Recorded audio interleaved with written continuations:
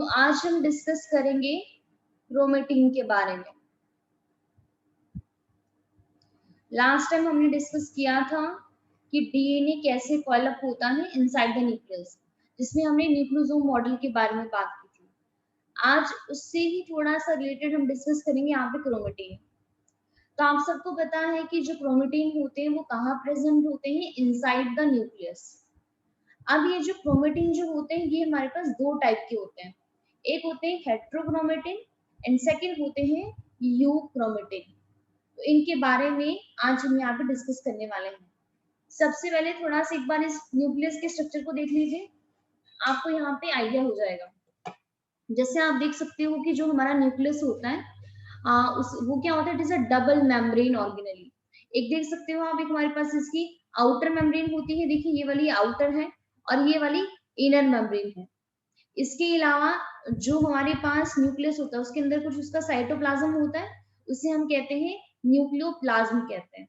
और उसके अंदर एक हाईली डेंस स्ट्रक्चर होता है जिसे हम न्यूक्लियोलस कहते हैं।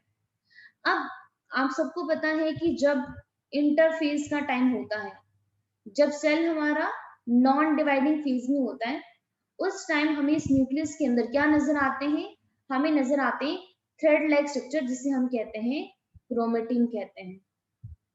लेकिन हमने क्या देखा कि जब इंटरफेस के टाइम पे जब सेल डिवाइड नहीं करता है, तो हमें यहाँ पे ना दो टाइप के क्रोमेटिन ऑब्जर्व होते हैं। एक होते हैं यूक्रोमेटिन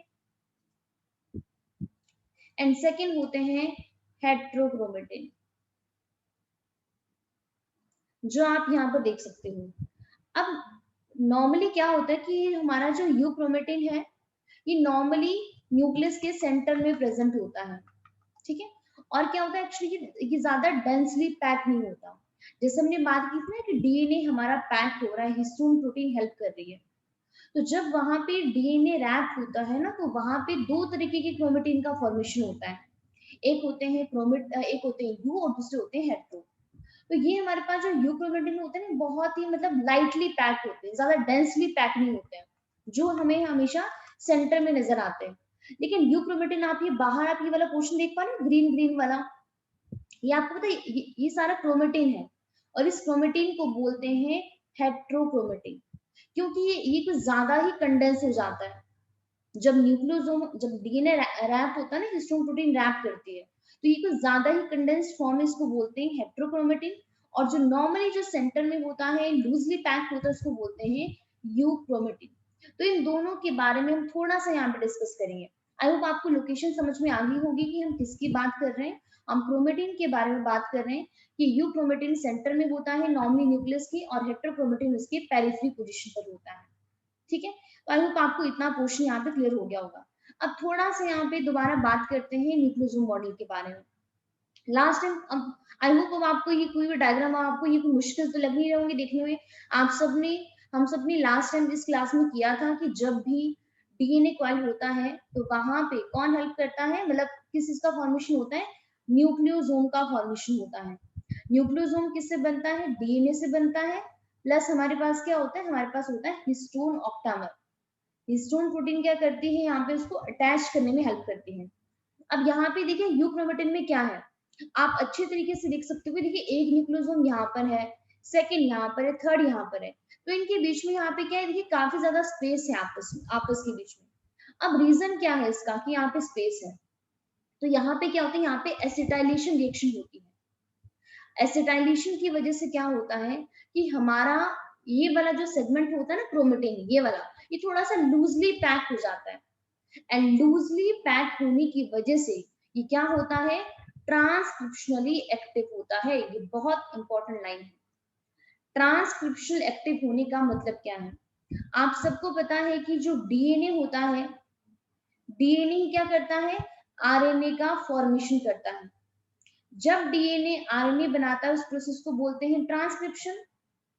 एक्चुअली ये पोर्शन अभी हमने किया नहीं है, लेकिन अभी हम करेंगे इसी चैप्टर में। तो हम वहां पे जब ट्रांसक्रिप्शन करेंगे ना, तो हम वहां पे एक लाइन पढ़ते हैं कि जो हमारा डीएनए होता है ना, डीएनए का पूरा पार्ट डीएनए का पूरा पार्ट आरएनए फॉर्मेशन में पार्टिसिपेट नहीं करता है, तो उसका कुछ सेगमेंट ही होता है। तो यहाँ पर वो कौन सा सेगमेंट है, वो यूक्रोमेटिन होता है। यूक्रोमेटिन ही डीएनए का वो पार्ट है जो आरएनए का फॉर्मेशन कर सकता है, तो हम बोलते हैं it is a transcriptional active. लेकिन अगर हम यहाँ पे देखिए, अगर हम हेट्रोक्रोमेटिन की बात करते हैं, तो आप यहाँ पे देख पा रहे हो, ये देखिए ई न्यूक्लियोसोम देखिए आपस में कितने ज्यादा टाइटली पैक हैं। इतना ज्यादा टाइटली पैक होने की वजह से, और एक्चुअली इसका रीजन होता है मिथाइलेशन। इन सब के जो इनका सरफेस होता है, इन सब पे मिथाइल ग्रुप की एडिशन होती है। तो मिथाइल ग्रुप का एडिशन होने की वजह से यहाँ पे पता है क्या हो पाता है। जैसे थोड़ा सा आपको यहाँ पे मैं थोड़ी सी चीजें हमें बताने की कोशिश करती हूँ। जैसे यहाँ पे अगर हम डिस्कस करें, यहाँ पे जैसे मान लेते हैं ये मेरे पास डीएनए है, डबल स्टैंडर्ड डीएनए, और इस डीएनए से नॉर्मली क्या बनता है, सिंगल स्टैंडर्ड आरएनए का फॉर्मेशन होता है। लेकिन इस डीएनए से आरएनए बना कैसे है, तो थोड़ा सा आपको यहाँ पे ये बताती हूँ। कुछ फैक्टर होते हैं हमारे पास, उनको बोलते हैं टीएफ। टीएफ क्या होता है, ट्रांसक्रिप्शन फैक्टर। Transcription factor. अब नॉर्मल कंडीशन में क्या होता है, जो ये ट्रांसक्रिप्शन फैक्टर होते हैं ना, ये इस डीएनए पे आकर बाइंड हो जाते हैं, और बाइंड होने के बाद ही यहाँ पे आरएनए का फॉर्मेशन करते हैं। लेकिन जो हमारा यू क्रोमेटिन वाला पार्ट है, जो भी आपने यहाँ पे देखा, ये वाला, यहाँ पे इतना ज्यादा टाइटली पैक है, ऊपर से यहाँ पे मिथाइल ग्रुप ऐड हो जाता है। तो जो हमारा ट्रांसक्रिप्शन फैक्टर होता है, वो यहाँ पर बाइंड ही नहीं कर पाता है, बाइंडिंग ही नहीं हो पाती है। तो बाइंडिंग ना होने की वजह से हेट्रोक्रोमेटिन क्रोमोसोम का वो पार्ट होता है जो ट्रांसक्रिप्शन नहीं करता है, नो ट्रांसक्रिप्शन। तो हम कहते हैं हेट्रोक्रोमेटिन क्या होता है, ट्रांसक्रिप्शनली क्या होता है, इनएक्टिव होता है, इनएक्टिव। और रीजन क्या है इसका, मिथाइलेशन। यूक्रोमेटिन एक्टिव होता है, रीजन क्या है, एसिटाइलेशन। तो मिथाइलेशन यहाँ पे इसका रीजन है, और क्या लिखा गया है, द रीजन विद लो और no transcription activity are the loosely packed. अब बात करते हैं कि जो यूक्रोमेटिन है, हेट्रोक्रोमेटिन है, ये तो हमें इंटरफेस के टाइम पे नजर आते हैं। लेकिन जब हम बात करते हैं मेटाफेज की, तो मेटाफेज में तो हमें प्रॉपर क्रोमोसोम नजर आते हैं ना। मेटाफेज, मेटाफेज में प्रॉपर हमें क्रोमोसोम अपीयर होते हैं इसकी तरह। तो अगर हम बात करें कि ये हेट्रोक्रोमेटिन क्रोमोसोम के किस किस पोर्शन में प्रेजेंट होता है, तो हमारा हेट्रोक्रोमेटिन एक तो प्रेजेंट होता है टेलोमेर पे। आप सबको पता है टेलोमेर क्या होता है, जो क्रोमोसोम्स है, जैसे ये मेरा क्रोमोसोम है, इसका जो टिप होता है, क्रोमोसोम के टिप को ही टेलोमेर बोलते हैं। तो पहली बात तो हमारा ये टिप पे प्रेजेंट होता है। इसके अलावा काम क्या है यहाँ पे, तो ये हमारे डीएनए को प्रोटेक्ट करता है डिग्रेडेशन से। इसके अलावा आप सबको पता है सेंटर में सेंट्रोमेयर होता है, तो यहाँ पे जो सेंट्रोमेयर है, ये भी हेट्रोक्रोमेटिन ही होता है। ये भी डीएनए की रेप्लिकेशन में पार्टिसिपेट नहीं करता है, सॉरी रेप्लिकेशन, सॉरी ट्रांसक्रिप्शन में, ट्रांसक्रिप्शन ये नहीं करवाता है। इसके अलावा एक तो सेंट्रोमेयर में प्रेजेंट होता है हेट्रोक्रोमेटिन, दूसरा हमारा टेलोमेयर में होता है। लेकिन बीच बीच में आप ये पर्पल कलर देख पा रहे हैं यहाँ पे, तो क्या होता है कि क्रोमोसोम के बीच बीच लोकेशन में भी प्रेजेंट होता है। अब ये जो हेट्रोक्रोमेटिन है, इसके दो टाइप होते हैं। मैं आपको बता दूं, टाइप करने की जरूरत नहीं है आपको, जस्ट ओनली सिंपली ऐसे नॉलेज के लिए बता रही हूँ कि हमारा ये जो हेट्रोक्रोमेटिन है दो टाइप का होता है। एक होता है कॉन्स्टिट्यूटिव और सेकंड होता है फैकल्टेटिव। हमारे पास ये जो कॉन्स्टिट्यूटिव हेट्रोक्रोमेटिन है ना, जो एक तो सेंट्रोमेयर पे होता है, इसके अलावा जो टेलोमेयर पे होता है, ये कभी भी ट्रांसक्रिप्शन नहीं करेगा, हमेशा इनएक्टिव ही रहता है। लेकिन ये जो बीच बीच में नजर आ रहा है आपको, ये इसको बोलते हैं फैकल्टेटिव। फैकल्टेटिव क्या होता है कि अगर मान लेते हैं कि, जैसे मान लेते हैं कि मेरे पास ये वाला क्रोमेटिन है, अगर मैं यहाँ पे एसिटाइलेशन करवा दूं, तो एसिटाइलेशन के बाद ही हेट्रोक्रोमेटिन किस में कन्वर्ट हो जाता है, यू क्रोमेटिन के अंदर कन्वर्ट हो जाता है, और उस टाइम पे कैपेबल होता है ट्रांसक्रिप्शन के लिए। तो हमारा ये जो फैकल्टेटिव होता है, ये कन्वर्ट हो सकता है यू क्रोमेटिन में थ्रू एसिटाइलेशन और द डीमिथाइलेशन। तो डीमिथाइलेशन क्या होता है, मिथाइल ग्रुप का रिमूवल करना। अगर हमने यहाँ पे इस मिथाइल ग्रुप को रिमूव कर दिया है, तो जो भी ट्रांसक्रिप्शन के लिए फैक्टर चाहिए होते हैं वो इजीली यहाँ पे बाइंड कर पाएंगे। तो बाइंडिंग की वजह से क्या हो पाएगा, यहाँ पर ट्रांसक्रिप्शन पॉसिबल है। इसके अलावा सेंट्रोमेर को छोड़ दो, टेलोमेर को छोड़ दो, और बीच बीच का थोड़ा बहुत रीजन छोड़ दो, जितना भी पोर्शन क्रोमोसोम का होता है ना वो सारा यूक्रोमेटिन होता है जो एक्टिवली पार्टिसिपेट करता है ट्रांसक्रिप्शन के अंदर। आप आगे भी देखो, यहाँ पे डायग्राम देख सकते हो, ये वाला देखिए, जो ये वाला डायग्राम है ना, ये हमारा हेट्रोक्रोमेटिन का डायग्राम है। इसको आप अच्छे तरीके से शायद समझ पाओगे। यहाँ पे देखिए हमारे पास, देखिए ये न्यूक्लियोसोम है, हिस्टोन प्रोटीन कोर बनाता है, और यहाँ पे देखिए बाहर डीएनए टाइटली पैक है, क्योंकि पॉजिटिवली चार्ज टेल है, मतलब प्रोटीन है। टेल कौन बनाता है? आर ग्रुप बनाता है ना, सबको पता है। टेल किसको बोल रहे हैं? अमाइनो एसिड की आर ग्रुप को बोल रहे हैं। तो यहाँ पे देखिए हमने यहाँ पे एसिडाइलेशन करवाया, और एसिडाइलेशन की वजह से क्या हुआ, यहाँ पे देखिए हमारा डीएनए क्या हो गया, लूजली पैक हो गया, थोड़ा सा देखो हट, मतलब जो उसका बॉन्ड यहाँ पे इतना स्ट्रॉन्ग था वो क्या हो गया यहाँ पे, हाँ ये कह सकते हैं कि एसिडाइलेशन की वजह से क्या हुआ, पॉजिटिव चार्ज यहाँ थोड़ा सा कम हो गया, क्योंकि यहाँ पे पॉजिटिव और नेगेटिव की बहुत ज्यादा टाइटली बॉन्डिंग थी। तो एसिटाइलेशन की वजह से क्या हुआ, यहाँ पे देखिए डीएनए लूजली पैक हो गया। तो हम कह सकते हैं कि हेट्रोक्रोमेटिन को हम, ये हमारे पास क्या है, ये है यूक्रोमेटिन, जिसको हम ट्रू क्रोमेटिन भी कहते हैं। तो यही पार्टिसिपेट करता है ट्रांसक्रिप्शन के अंदर। आप देखिए नेक्स्ट ये वाला डायग्राम भी देख सकते हो, ये वाला भी, यहाँ पर भी सारी चीजें वही दिखाई गई है।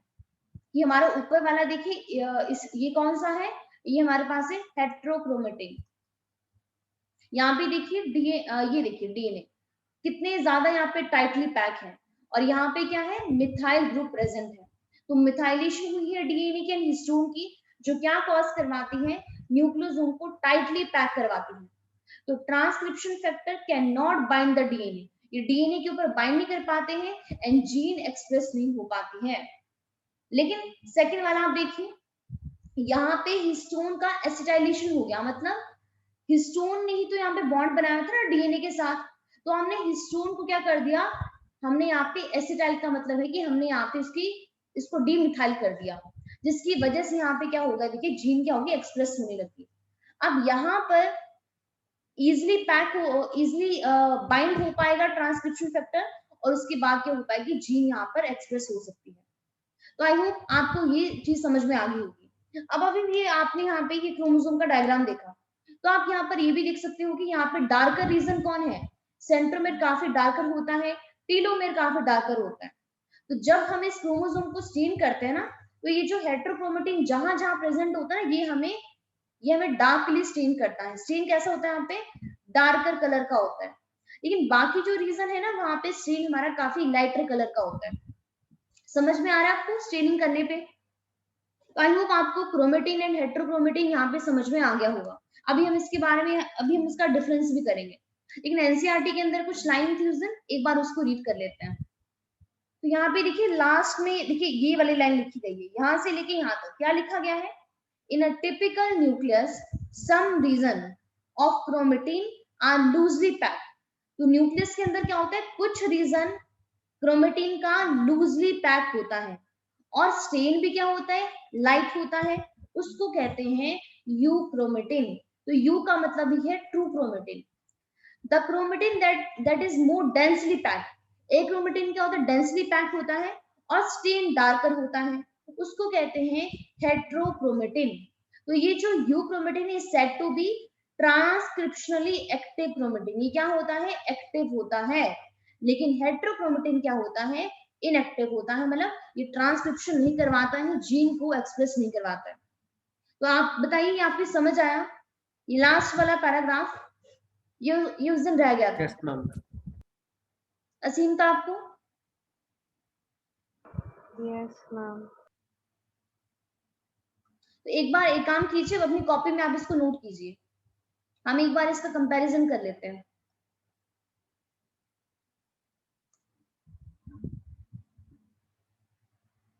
तो यहाँ पे जो मैंने आपने देखा था ना मिथाइलेशन एसिटाइलेशन, वो करने की जरूरत नहीं है, बस आपको इतना सा ध्यान में रखना है कौन सा यहाँ पे हमारे पास एक्टिव है, कौन सा इनएक्टिव है, कौन सा स्ट्रेन डार्कर होता है, किसका लाइट स्ट्रेन होता है। तो यहाँ पे बना लीजिए यू क्रोमेटिन, लेकिन ध्यान रखना दोनों ही क्रोमेटिन के पार्ट होते हैं, और एक दूसरा है हेट्रोक्रोमेटिन।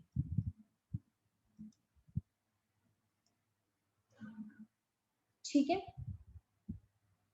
तो यू क्रोमेटिन में सबसे पहला पॉइंट आप क्या बनाओगे, ये क्या होता है, काफी ज्यादा कंडेंस, सॉरी ये लूजली लूजली होता है, लूजली अरेंज होता है, लूजली पैक, और ये वाला क्या होता है, टाइटली पैक होता है, यहाँ पे कह लो हाईली कंडेंस्ड होता है, हाईली कंडेंस्ड होता है। इसके बाद सेकंड, ये लूजली पैक है तो इसका स्टेन भी कैसा होगा, लाइटर, और ये स्टेन कैसे करेंगे हमें, ये स्टेन करेंगे, ये स्टेन होता है डार्क, काफी ज्यादा डार्क। सबसे इंपॉर्टेंट पॉइंट थर्ड वाला है कि यूक्रोमेटिन क्या होता है, ट्रांसक्रिप्शनली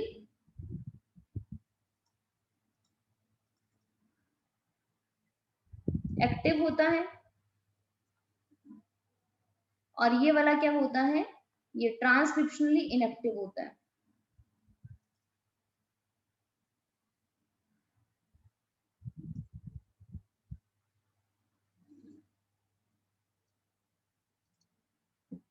इसके अलावा और कौन कौन से पॉइंट थे, हो गया या कोई कुछ रहता है, कोई पॉइंट? ये लूजली पैक होता है, ये highly condense, stain lighter, stain darker, active होता है, इनएक्टिव होता है। ऐसे नॉर्मली ये भी लिख लो ऐसे, ये न्यूक्लियस के अंदर सेंटर में प्रेजेंट होता है, और ये न्यूक्लियस के अंदर पेरिफेरल पोजीशन पर होता है, पेरिफेरल पार्ट पर। इसके अलावा आप ये लिख सकते हो कि ये हमारा टेलोमेयर पर होता है, सेंट्रोमेयर पर होता है। और इस चीज का भी ध्यान रखना, 90% जो हमारा क्रोमोसोम होता है ना, उसके अंदर हेट्रोक्रोमेटिन ही होता है, 90 से 92%। हेट्रोक्रोमेटिन ओनली 8 से लेकर 10% तक होता है। ठीक है, बाकी कोई पॉइंट मिस तो नहीं होगा ना, हो गए सारे पॉइंट्स क्लियर? Yes ma'am. कोई आपके माइंड में है तो मुझे भी ध्यान नहीं आ रहा।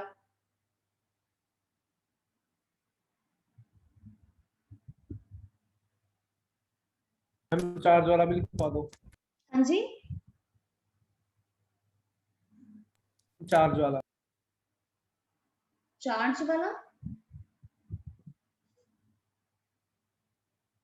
वो मिथाइलेशन वाला आप कह रहे हो? Yes ma'am. एक्चुअली उसको आप खुद ही लिख लो यहाँ पे, मतलब देखिए इसका ये ऐसे आपको समझ तो आ गया होगा ना मैं वहां पे क्या बताने की कोशिश कर रही थी। मैम यस मैम, एनसीईआरटी है वैसे वो। हाँ जी, मिथाइलेशन वाला पॉइंट एनसीईआरटी में है। नहीं नहीं है, तभी मैंने कहा था ना कि एनसीईआरटी में नहीं है, लेकिन जस्ट उन्हें समझाने के लिए कि जो हमारा हेट्रोक्रोमेटिन है, जो इसका फैकल्टेटिव वाला पार्ट होता है, ये हमारा यूक्रोमेटिन बन सकता है अगर अगर हम इसके अंदर क्या करवा दें, अगर हम यहाँ पे एसिटाइलेशन या अगर हम यहाँ पे डीमिथाइलेशन करवा दें। तो ये तो आपको पता ही है, यहाँ पे देखो डीएनए देखो नेगेटिवली चार्ज होता है और ये पॉजिटिवली चार्ज है। अगर हम एसिडाइलेशन करवा रहे हैं तो यहाँ पे ये टेल दिख रही है ना आपको, इस टेल ने देखो इसको पूरा से टाइटली पैक किया हुआ है, नजर आ रहा है आपको? ये पॉजिटिवली चार्ज टेल ही नजर आ रही है, देखिए। और ये किसके, ये अमाइनो एसिड का आर ग्रुप ही है ना, ये जस्ट उन्हें समझाने के लिए कि देखिए जैसे amino group, carboxyl group, hydrogen, और यहाँ पे आर।